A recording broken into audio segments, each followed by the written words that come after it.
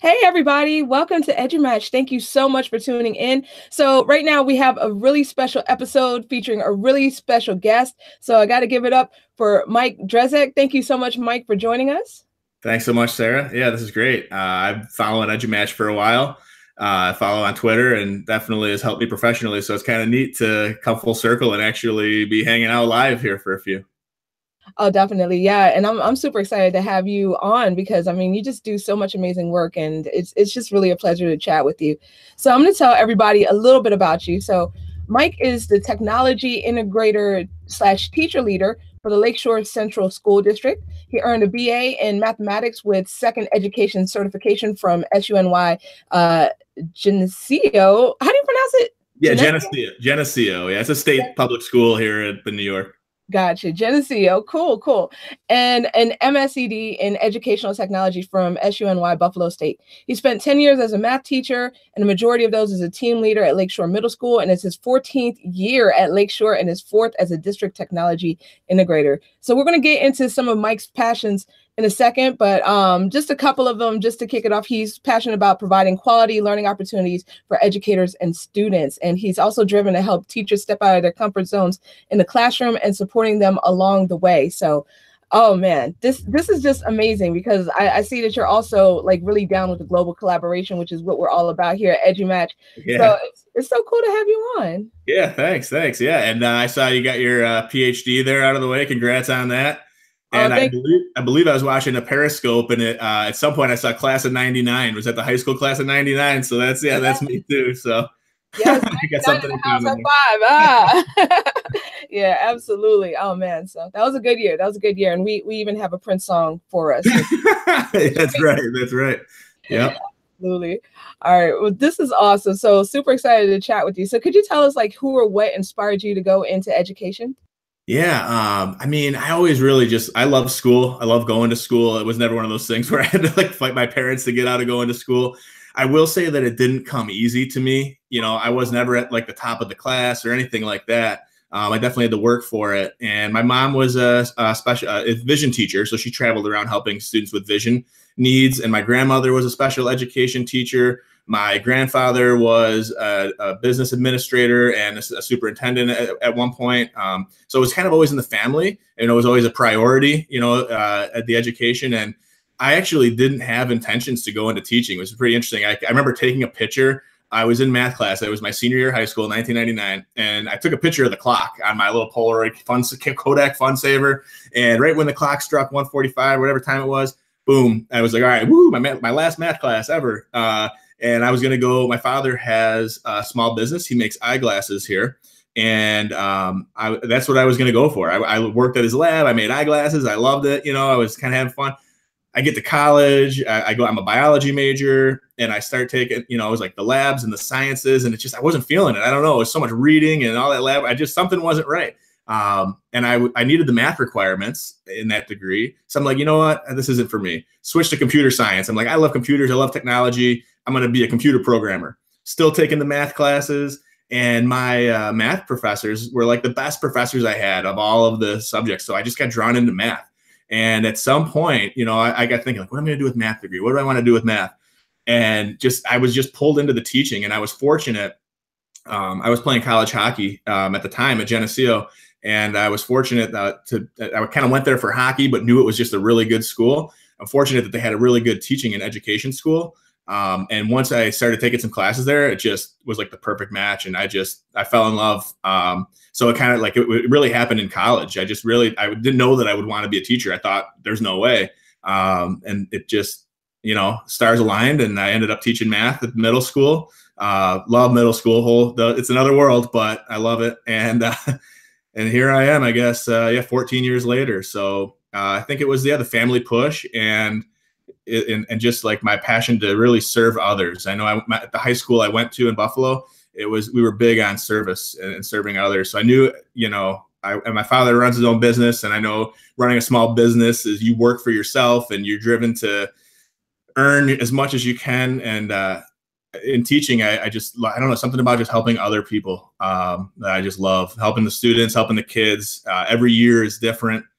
And I don't know, there's really no place else I'd rather be. I mean, there were some tough years where I was questioning if I was my first year of teaching, surviving that. That thinking back to that group. I mean, good Lord, but I made it through, and you know, and then discovering Twitter and discovering a PLN, and I mean that was a game changer for me especially when I was questioning, like, man, is this really for me? And now it's just, I'm having a blast now. So I'm really glad I stuck with it, and it's definitely where I was meant to be. Yeah, totally. And I was just like nodding my head the whole time because so much of what you said like resonated with me. It's just like, wow, you know, like we can be on totally different areas and like still have so many similarities. So yeah. Yeah. Absolutely. That is super cool. And also I enjoyed like hearing you tell your story because I had read a little bit about it, like because you wrote the foreword to Dean's book that's coming out, the YNU, that's going to be dropping April 2nd, I believe. So yeah, nice. Yeah, so definitely just wanted to remind everyone to check that was fun. I mean, that's just another example of really like it's about the people. You know, I got into this I'm doing a technology integrator, and so many, you know, I know for teachers that want to use tech in the classroom, it's about like the apps, and it's the you know, it's flashy and it's fun, but really it's like that human side of the tech and how it can connect us. I mean, and just being able to connect with someone like Dean, I mean, on Twitter, and we took a family trip down to Orlando, and it's like, hey, Dean, I'm in Florida. You want to hang out for a few? And we were hanging out in Disney for a little bit. It's just the people, you know, they say Twitter won't change your life, but the people that you meet there will. I mean, that's so true. Some of the people there, they're just, you find your tribe and you get similar interests and passions, and it just kind of pushes you in an awesome way. Oh yeah, that is so true. That is so true. I love what you said, that it's not about Twitter, it's about the people that you meet. So absolutely. So speaking of that, so you've been connecting with other educators, and you're very connected. You've been doing that for a while. So what are some things that you've learned like along the way as you've connected with other educators? Yeah, I mean, just my journey. I remember I made my Twitter account in 2012, and I was still a math teacher at that time. And I'm not sure, I knew like everyone was on Facebook, and I'm like, you know what, I'm going to do something different. I'm going to join Twitter. And it was checking the sports updates and the you know, the celebrities and everything else, and really for news. And I didn't even think about using it for teaching. And I had gone to a workshop on flipped class, and it just like blew my mind. So I'm like, I got to flip my math classroom. This is like this. Why didn't I think of this? Oh my gosh, I don't have to be standing up in front of the room talking to the kids the whole time. This is genius. Excuse me. And it just led to like so many great conversations in the classroom. So then how I use social media started to shift, and I'm like searching on the flipped class hashtags. I'm getting ideas and resources. And when I'm in my own little suburban middle school in Angola, New York, and there's one other 8th grade math teacher on my floor, like to be able to go and find these ideas and find these people sharing, it totally like changed the way that I use social media and I connected. And it just helped me to like enjoy my teaching more and my job more. And I don't know. And it just kind of went from there. But, you know, I do the Voxer thing a little bit. I'm in like a lot of Voxer channels, but I don't know if people even know I'm there, because it's just, it's like almost like overload for me, because I have 2 little kids at home, and it's just crazy busy. But I'll join like a book study, and then like I'm all in. And then I don't know why Twitter, I can just come to Twitter. It's easy. I can just say my thing and get out. And I don't know what it is. I'll get into Voxer more, I'm sure, at some point. I just did my first Periscope. I know some people talked me into doing Pass the Scope EDU. So I did one of those when we were on a mystery Skype. It was a lot of fun. I'll definitely I just love the idea of that, how it can connect us and how we're just kind of like opening our classroom to the world. I mean, I know there's always that fear of, you know, I know that not fear, but it's the privacy concerns of students and everything like that. But I'm, you know, on top of who has the right sharing permissions and things like that. And I just think it helps other teachers. I mean, it's like on the fly, on the spot, on demand PD, and it inspires me. So if there's one other person tuning in that says, this is cool, yeah, it's worth it. Yeah, absolutely. Absolutely. That's it right there, you know? So I totally feel you on that. So you're passionate about a lot of things. So what are you most passionate about, like in education today? Like maybe some strategies, tools, tips? Yeah, I mean, I am obviously most passionate about anything that can connect people. I mean, that's like my driving force. I know my first year of doing this tech integration thing, It was a 1-year grant that the state put out, and it was for strengthening teacher leader effectiveness. And I applied. There was like a bunch of teachers in our district that applied for it. I had to interview, and going through that, I wasn't sure exactly what I was getting into in the educational technology. You know, I think in the beginning, people thought I was there to like fix their smartboard or their printer or, you know, reset passwords or whatever it was. But, you know, it's kind of shifted. I mean, I remember at one point asking my assistant superintendent to order some mini drones on Amazon. I was like, what are you going to do with mini drones? I'm like, you know what, we're going to code these things. We're going to fly them around through an obstacle course. But so I think like once I realized that you could just use technology so creatively in different ways, it kind of just, people don't even ask me to fix that. People don't ask those other simple things that it kind of started out as. And the global collaboration is really, that's my big time passion. I've met so many great people, and it's just amazing to see how other classrooms around the world are learning, how kids are developing empathy by connecting with other classrooms. My first venture into that was a program called LumenEd. And what they were doing, I don't know if you've ever heard of it, but it was the Bright Orange Box. And it was a startup. It was on Kickstarter. It was where I saw it. It was for schools, and they were building these 3G enabled projectors that would go into classrooms in India. So we sponsored a box, and we got partnered up with classrooms in India, in Delhi, and that were part of the Teach for India program. And there was like a dashboard, and we were able to have exchanges back and forth, and it was amazing. It was so cool. I was like, this is the greatest thing ever. I never would have thought of using technology in this way. I mean, now these students that don't have any internet access in their school are getting connected. They're learning with us. They're going outside and showing us the games that they play in the courtyard, and our students are talking about the games that we play here in New York.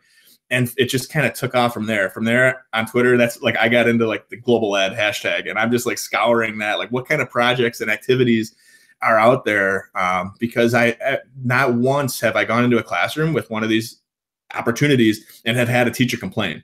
Like they like having someone there to help them with the tech side of it and making sure the tech goes smooth. But once you get over that hurdle and they realize like how easy it is to connect now with a couple clicks, I mean, it's the possibilities are endless. So. But that's my passion. I really like the makerspace idea, the coding and the robotics. I've done a lot of stuff with that. Game-based learning, done a lot of stuff with like Minecraft and virtual worlds. And I mean, I don't know.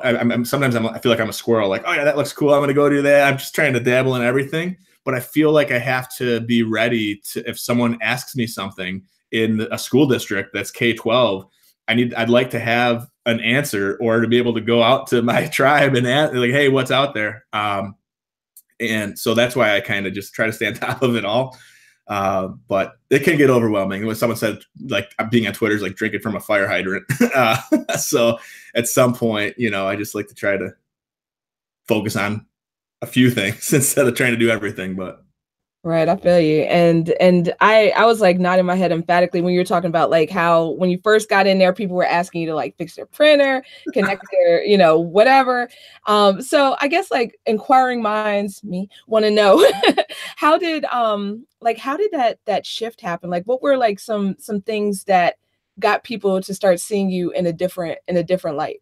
yeah, I mean, going into some faculty meetings and like presenting and sharing with them, like last year, I would try to host like 2 different PD sessions every month. There were times where I set up shop in a school and I brought all like my gizmos and gadgets and different things like that. And I had let people pop their head in and ask questions about that. And, you know, we use Seesaw for schools for digital portfolios, and just showing the teachers like how they can use technology differently. You know, it's not just like marking up a PDF with an inking tool. We can get so much deeper than that. And I think it was just to keep at it and just to keep on, you know, using the technology in the right ways that just starts to shift people's mind. And then teachers talk to each other. When someone does something fun, and because we have like, there's multiple teachers in a grade level, and I never want to be exclusive. So if you want to do something, hey, reach out. I've got you can book me calendar. You don't even have to ask, just book me. I will come to your room. We will make it happen. And I think it was just, you know, eventually word spread. And now that we're in year 4, it really went so well. We have a second tech integrator, which is awesome because now I'm not on an island. I'm not by myself. So, and it's Susan Waltrich. She came out of the library. She's a library media specialist for our district, and she's fantastic. So it's nice to be able to have someone to bounce ideas off of and tag team on projects, or you know, we're running in a million different directions at times. But I think it just goes to show that how we got away from just the simple, like, we're not tech help, we're like tech, I don't know, explorers. Like, we want to get deep. I feel you on that. So that is super cool, super cool. So you mentioned Minecraft as one of the things that you know really interests you. So what's been your journey to using it like in your learning space? Yeah, and I gotta say too, as we get into Minecraft, like, our administration has been so supportive of these ventures by going for the grant to get this position going. And it was actually our assistant superintendent, Melissa Bergler. She saw something that was going on about a Minecraft training. So she said, "Hey, do you want to go to a Minecraft training?" Now, I had never played Minecraft before. Any sport video games I played growing up, it was like sports games. I playing ice hockey, Madden football, all that. I wasn't really into those adventure games. And yeah, what the heck, I'll go. So we go to a full day Minecraft workshop, and we were there with a couple other fourth grade teachers that wanted to learn it. And we were laughing because we didn't know what we were doing. We're like drowning in the water in Minecraft, and we're getting dizzy. And we're like, how do these kids do this? This is nuts. But then, you know, in the second half of the day, after we got our feet wet, they started talking about all of the educational applications to Minecraft. And that's what opened my eyes. Like, whoa, okay, now my head's spinning. Like, yeah, we can use this in class. So they got a cart of computers. They installed Minecraft EDU. This was before Microsoft bought it. And there's a guy, Antonio Scordo is a Minecraft trainer. He created a math world with his son. So there's houses and gardens and pools, and we brought this into the math classroom, and the kids are doing area and perimeter and volume, and they go on, and there's a wizard's tower, and they have to solve problems to earn building blocks to go off into the free build area. And it was really neat. The kids were so engaged. The room is just a buzz. No one's off task. Everyone, you know, they're with their friends. Everyone's in that space. It's just amazing. And back to the global ed, at one point I'm just scouring the Minecraft EDU hashtag on Twitter, and I see a guy from Italy saying, "Hey, we want to do this global art project. Anyone interested?" I'm like, "Art? Okay, yeah." So there's a mod apparently called Creatables, and I don't know what I'm doing. Thank goodness that we have an awesome IT team, and the guy over there knew Minecraft. He played himself. So I'm like, "Hey, can you help me with a mod? I don't even know what a mod is. Can you put Creatables on our Minecrafts?" And there's a server in Australia or in Italy, and there's schools in Australia and all over the world that are getting onto this server. So my tech departments are like, "Are you crazy?" So Minecraft is like blocked by our region. They're like, "No way, we do not want kids connecting to these Minecraft servers." You know, it was like housed in Germany. So I tried to explain to them what we were using it for. I mean, like a push. Eventually, they're like, "Okay, just leave us alone. We're going to open it up. You better be right about this." So they open it up, and the kids are taking pictures on their iPad of like their physical art sculptures. They're importing them into Minecraft, and they're like putting them on a gallery in the Louvre Museum that they replicated. And there's kids from Japan in there, and Serbia, and British Columbia, and Canada. And the kids are like walking around this art gallery. And my Twitter banner, I'll leave it up there as long as unless something happens to it. But the kids had to build their community in Minecraft, and I had a kid build Niagara Falls and put like a switch on there that shut the falls off, because that's what they can do when they need to service Niagara Falls in real life. They built a pixel art eagle, which is our school mascot. We have a Seneca Nation of Indians. Is a high population in our school district. They built their logo on the ground. They built a bounce house. They had a rainbow beacon lights. And it was just so cool. And then we could teleport ourselves to go to the Italy's community and Australia's community. And it was just like, holy cow, we're doing all of this in Minecraft. This is so cool. And there were kids on the server at the same time. So they're like talking to each other in the chat. I mean, and we didn't have any discipline problems. I mean, they were, because it was engaging, and they knew that it was special. We've even done regional like obstacle course build challenges with our local regional tech center, where the schools put together a team of 4 students. They go in a blank world. They're like essentially dropped into this world. They have an hour to build in Minecraft, and the other teams have 8 minutes to try to get through the obstacle courses. And they have like medals for the kids. They have Minecraft cookies and everything that the culinary students bake in the career tech ed program. Is really I don't know, we're doing a lot with it. Yeah, and then there was a literature world. I know that same school from Australia had a server. They're like, "Hey, do you kids want to leave like book reviews in Minecraft and build the characters in pixel art and drop like a book review in a treasure chest, and the kids can go and pick each other's books up?" Let's go for it. So eventually I didn't have to I guess, defend why we needed Minecraft anymore in schools. You know, some teachers are looking at me like, what are you doing? What are they doing with Minecraft? But then at one point I had a math lesson. I went in and I wanted the kids to do fractions. So we're building fraction models with glass and glowstone blocks, and every kid's like adding fractions in glass and glowstone, and they're going around and checking each other's fraction builds out. So I get geeky. Yeah, that is super cool. You're like blowing my mind right now because I didn't even know that some of this stuff was possible. Like we have a Minecraft workshop that we're doing at work this week, and I'm super excited to go and learn. So now you got me like super pumped up about this. Yeah, there's so much. And the thing is, like, I don't really understand it all. Like, and you don't have to. That's the thing I try to tell people is like, just if the kids will teach you, they teach me. Like, I ask them and they tell me exactly what to do. And I mean, I just let them go, just kind of get out of their way and be a guide on the side. And it's powerful. Yeah, totally. That is awesome. That is awesome. So it sounds like you have like a lot of great things going on for you and for your school. So what kinds of things can we expect to see from you in 2018?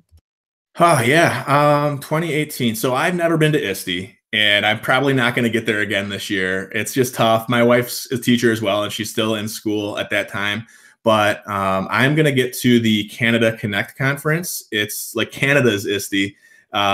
It's in Niagara Falls, so it's just a hop, skip, and a jump for me over the border. And I'll be presenting a session there called Digitize Your Diorama. And we have basically our students who built longhouses. I had them building them in virtual reality and co-spaces and coding their space. So some other teachers, some from Canada and some from the US, took them and used like Scratch and makeys and just bringing the physical diorama to life. So got that going on. But more global collaboration. We're doing some stuff with Beluga, doing a lot of stuff with Buncee. Just a lot of the tools out there that are, Flipgrid, our global classroom. I've got a little collaboration going with the teacher over there, Bronwyn Joyce, and then Melinda Hurt from over here. And just trying to get kids to share their voice to that Flipgrid and connect in that way. We've got this Trans-Pacific Padlet going with a school in Japan and some schools in Australia, which is pretty neat. So our kids were learning about Japan. So that right in Padlet now that you can record video, they're like recording their video and uploading, and they're having conversations with these kids around the world. It's pretty wild. So we've got that going on. What else? We have a global STEM hub going right now. The kids have their own blog, and every other month we draw STEM challenges. And this is in grade 7 science. There's the American International School of Guangzhou in China and some schools in Canada. And they actually, it's cool because the kids groups in solving these STEM challenges are not within their own class. They actually have to work with kids from the other schools and post the stuff to their blogs. And they also, this year we started a Flipgrid as well. So we're hitting the emoji reactions on the responses and trying to spark responses that were really good. So that's been a really neat project that started last year and has kind of evolved. That's what I love, is like the unknown. Like, I don't know what the rest of 2018 is going to bring, and that's kind of the fun of it too. The IT guy that's helped me with the Minecraft, since last year, we brainstormed about building this augmented reality sandbox, and it's almost ready. I know you may have seen them. There's like 500 in the world, and it uses Linux. And I think Berkeley started it. They put the source code out there. They give you the specs. It uses a Microsoft Kinect sensor and throws it down on the sand. So we have like water and lava, and we're going to use that into the science classrooms to do some stuff with topography. So that should be fun. Been doing some stuff with like Google Expeditions and Nearpod VR. Our high school kids right now are making a 360 virtual tour in ThingLink of their high school for the incoming freshmen. And we're linking like their Flipgrid responses to teachers. Like they're gonna go through the school in VR and meet their teachers. So that's something fun. I don't know. If an idea pops into my head, I think I just try it. I don't really do too much analyzing on if it how effective is this going to be. If it flops, then I'll scrap it for next time. But yeah, that's definitely the attitude to have, definitely jumping in and trying new things. So that is dope. I love it. I love it. So many great ideas. Like I'm just super. They're not all my, I don't think I have original ideas. I get them all from Twitter and I just remix them or borrow them. It's always someone else that should get the credit, but Oh, I feel you. I feel you. But I mean, putting it into effect, like implementing it, then that's more than half the battle right there. So Yeah, that is yeah. just awesome. So thanks so much for joining us today. And how can people get in touch with you online if they want to connect with you? Yeah, I'm on Twitter. It's M_Drez, DREZ.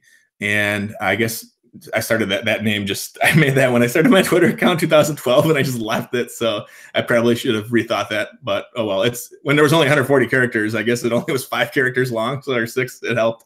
Anyway, yeah, I have a blog at michaeldrezek.com. I certainly don't write there enough, but every once in a while I'll get something up there.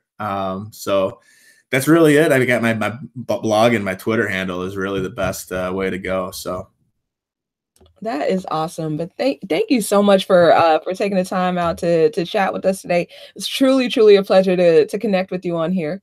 yeah, thank you so much for having me. This was fun. Yeah, I love watching these too. Like I'm sometimes busy on a Saturday, but when you have them, I always try to go back and catch the replay. It's just a great way to learn to see what other people are up to because that's where I get my ideas. Like I said, borrowing them from someone else. So keep the show going as long as you can because I love it. I love stuff like this. Oh, thank you so much. Absolutely will do. So just wanted to thank everyone who will be checking this out later. So we're going to have it up and hopefully within the next few weeks, then it'll be available as a podcast as well. So in addition, tomorrow we're doing Tweet and Talk, 6 p.m. Eastern time, where we have Akila Ellison, who's going to be moderating a discussion on teacher well-being and joy. So definitely check that out. It's going to be a great episode. So everybody have a wonderful day and thanks for joining us.